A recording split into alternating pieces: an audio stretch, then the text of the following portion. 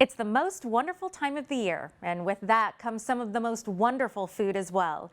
But as we approach the holidays, you might want to be mindful of what and how much you eat. I think the focus with holiday weight gain is really not about the amount of weight that is gained, it's really about the loss of control over eating. And that is really concerning for people that are dealing with prediabetes or diabetes. Those numbers are very high in the San Joaquin Valley. Or people that have had weight loss surgery and are trying to maintain their weight through these difficult eating situations. Absolutely. I think it's good for people to recognize that the holidays are a little bit of a perfect storm. So we have three things that are going on that you want to really think about that are going to influence your eating. One is the amount of stress, which is much higher. The social eating occasions are very different than they are the rest of the year. And then we're overscheduled. So for a lot of reasons, that changes the way we manage food. Traditionally, people approach the holidays from a good and bad perspective. These foods are good, these foods are not good, and that adds to our stress level.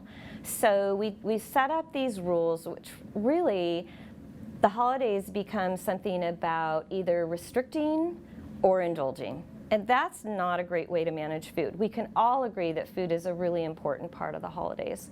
And so really our goal for the holidays should be to maximize the enjoyment of food. So there is a concept called mindful eating.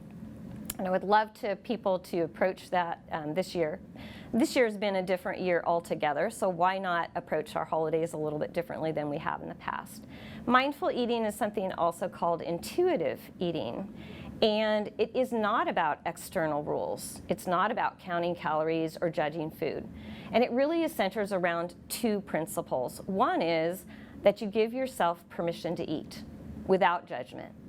Secondly, the second point would be that we're going to pay more attention to our physical and emotional cues. Those are internal, and those are not external rules. It takes a little bit of practice to do this. I would suggest people do it starting now.